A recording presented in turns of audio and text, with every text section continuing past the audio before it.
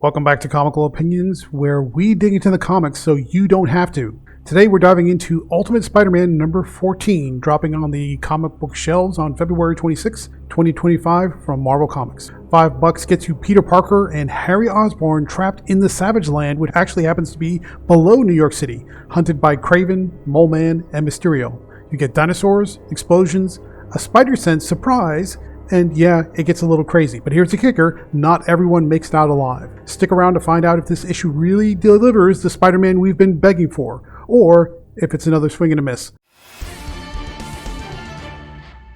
But before we dig in, how about a quick recap? Last time we checked in with Earth 6160's Peter Parker in Ultimate Spider-Man number 13, things were looking pretty grim. Peter and his best bud, Harry Osborn, got snatched up by Kraven, with a little help from Mole Man and Mysterio. They were dragged down into the Savage Land, this prehistoric jungle hiding under New York City. Kraven, that sick freak, stripped some of their fancy tech and dumped them in the middle of this nightmare to see if they'd survive. Meanwhile, up top, Richard Parker is playing dress-up in the Spider-Man Picotech suit, keeping the hero gig alive for the public. But when he runs into Felicia Hardy, the new Black Cat, yeah, that's a snag he didn't see coming. So that brings us to Ultimate Spider-Man number 14. We'll call it Kraven's First Hunt. It kicks off with Peter and Harry clawing their way through this underground hellscape. Kraven's got rules. Get to the edge of the jungle, or you're toast, to put it mildly. Harry's engineering brain kicks into high gear, rigging up tools from sticks and stones. But it's Peter's raw super strength that's pulling them out of the fire over and over again. Picture this. Two of them tame a dinosaur, maybe it's a raptor or maybe it's some variant thereof, and ride it like Jurassic Park on steroids. Marco Cicchetto's art makes it look unreal, by the way, but it still feels grounded and believable. Days go by while they make progress, until suddenly, a sniper shot from Kraven blasts the dinosaur down. Harry's ankle gets wrecked in the fall, they're exposed, and they're vulnerable. So what happens next? With Peter and Harry up against the ropes, Peter tells Harry to run while he plays decoy. And here's where it gets a little crazy.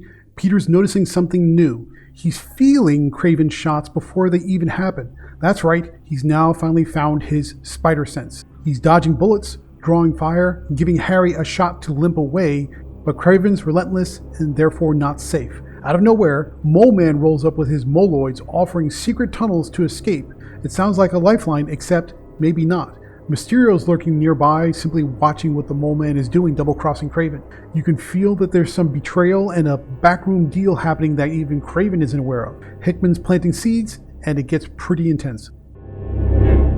Despite the Mole Man's help, Kraven tracks them down again. Because of course he does. He's Kraven. That's what he does. Harry, injured but brilliant, whips up an explosive booby trap with whatever scraps he's got left. When the explosion goes off, it works. Kraven's hurt, he's staggering, and Peter's got his shot. He unloads on Kraven with fist after fist of bloody pummeling, pounding him into the dirt.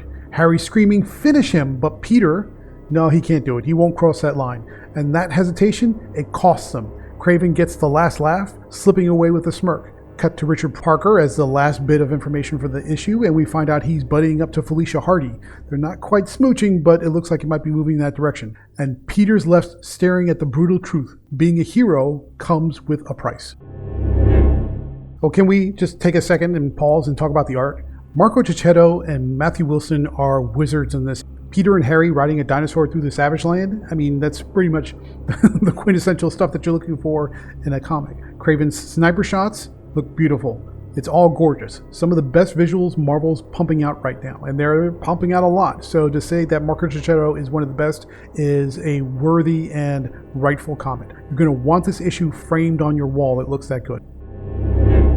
So, is Ultimate Spider-Man number 14 pretty darn good? Here's the deal. Jonathan Hickman finally woke up and said, fine, let's give the fans what they want. This issue is an action-packed thrill ride. You get tension, drama, clear stakes, and a finish that shakes things up. You don't get the standard status quo that we've been holding on to for the last year. It's not just explosions for kicks, pushing the story forward in ways that keep you hooked. This is the Spider-Man comic we've been starving for since the series kicked off. But there's always a catch, and because there's always a catch, we still have to talk about it. Hickman still can't seem to let Peter be Spider-Man. The only web-slinging you get is Richard Parker in the suit for about 5 minutes or so. There's not much to it. How's Peter supposed to grow into the hero we love when Hickman keeps him sidelined? It's a head-scratcher and it stings, but at least with all the action you get in this issue and the plot progression you get, something is better than nothing. So final thoughts. What do we think about Ultimate Spider-Man number 14? It's one of the best issues in this run. Hickman trades endless world building for a roller coaster of action, drama, and status quo chaos, backed by Cicchetto's jaw-dropping art. It's not perfect, points off for barely any Spider-Man in this issue, but it's pretty darn close. Therefore, we're going to give this issue an 8.8 out of 10. Get it on February 26th and let me know what you think in the comments down below.